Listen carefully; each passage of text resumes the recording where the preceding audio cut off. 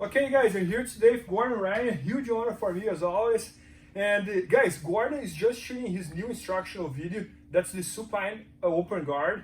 And guys, his open guard instructional was one of the best selling instructors we had at BJJFanatics.com, and one of the best ones that I actually watched it too, because I think everybody wants to learn what he's doing when he's on board lately, because he's competing all the time and putting everybody to the guard and nobody get even close to pass his guard. So now he's doing this new series that it's about the supine open guard. So what's the difference, Gordon? So the first one, obviously, if you guys have seen it, is the seated guard, okay, where it's me seated on my butt versus a standing or kneeling opponent.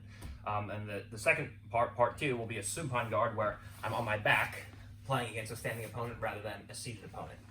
So basically, the overview is a seated guard was playing against a kneeling opponent or a standing opponent, and if my opponent's standing over me, the whole goal is to enter into our partner's legs and achieve an ashigarami or an X guard type situation, or hit butterfly guard sweeps. Okay. Whereas with the supine guard, we focus more on not only entering into ashigarami, but also using ashigarami and X guard to actually sweep our partner and sit them down to a butt. So where the seated guard ends, the supine guard starts. Okay. So for example, all the moves that we did in the seated guard would stop here. Whereas now we're looking to transition into X guard, ashigarami, look to start to put our partner down to the floor and actually get up to top position. Okay, so it's going to show us how to finish those sweeps from there. And as well as that, we have ashigarami, X guard variations, so sheer X guard, things like that, reverse X. And we also have delahiva and reverse delahiva situations where we go into entering into ashigarami and leg entanglements through an outside delahiva, going into inversions, going into no-gi barambolos, and all that good stuff. Okay, so where the seated guard ends is where the supine guard begins. We look to enter into our partner's legs with various entanglements and actually sit our partner down and get on top. Whereas seated guard was just going into the legs initially.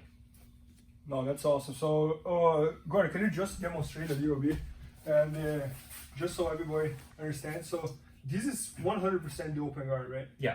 And then the supine guard would start when you have your, so anytime that you have your back on the ground. It's supine, yeah. So seated is when you're on your butt, supine is when you're on your back and someone's standing in front of you. I got it. So for example, for who is trying to pass the guard, like doing knee cuts and this and that, you would use the supine. Yeah.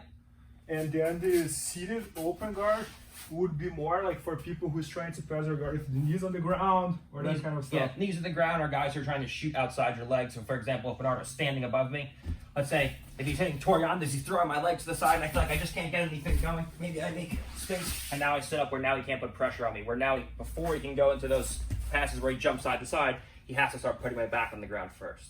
Okay, so you can play these interchangeably where if I feel comfortable going down to my back, I can. Or if I feel comfortable sitting up, then you can play these as you go. Maybe Bernardo comes in and I start seated, and then from here he goes to start popping up and passing my guard. I don't want him to come in, and now I go back to supine and I play from here. And then maybe I go in and I sit up and I start playing from here.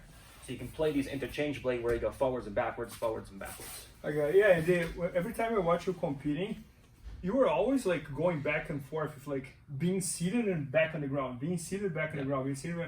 And it sounds to me that when you have your back on the ground, it's like most of the time you're recovering guard, that you're avoiding someone to pass your guard, you put the back on the guard. Yeah. Am I right? Yeah, for me, I actually prefer to play on my back. My jiu-jitsu game is more of a reactive game where I like guys to come into me and do their moves and I just react to whatever they're doing. But because everybody tries to stall against me, it forces me to play a proactive game. And if I just sit here and guys just play with my feet and then back away, play with my feet and back away.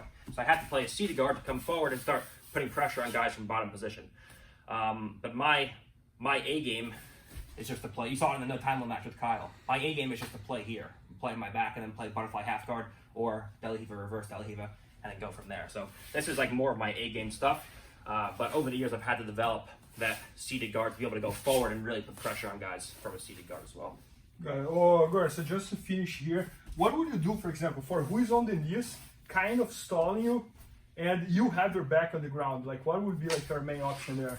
Because I think that's something that all the users might be interested. Yeah. So normally if a guy's here, so now we're kind of in a half guard situation and he's on his back. So, or maybe like these, right, or the knee shields. But the guys, they don't want to attack. They're here just like literally stalling and this and that. What would be your main move? So typically we're more in kind of a half guard situation here, but typically I would look to start going into inversions. Then as Bernardo goes to start backing away, I can go in, I can shoot him backwards, and now I can start coming up to a seated guard, and now I can play from here. And now if I start snapping him into front headlocks or whatever, going in for arm drag, he steps a leg up now to avoid that, and now from here I can start going right back into all of my inversions and things like that, or entering into his legs with Ashigurami. There's various things you can do from here. No, I got it. No, but I love it how everything is very well combined. So for example, for those who are learning open guard and they just have the seated open guard, they're kind of like missing a huge part of the open guard game that would be like when you have your back on the ground, right? If you have one, you have to have the other. Like I said, where seated ends, supine begins. The seated is just entering into your partner's legs, and then supine is how you actually get on top of them, go into leg lock entries, things like that. No, that's awesome. Yeah, guys, so we just shot this entire instruction of Gordon all about the supine guard. That's the open guard with the back on the ground. And it's going to come out very soon at BJJFanatics.com, so make sure to check that out. Maybe by the time you're watching, it's already there. And thanks so much, Gordon. Thank you. Please help me out to grow my YouTube channel. Just click subscribe. And to watch more videos, just click under see more videos. I hope you enjoyed. BJJFanatics.com. Use the promo code YouTubeFaria to get 10% off any instructional video. Improve your jiu-jitsu faster.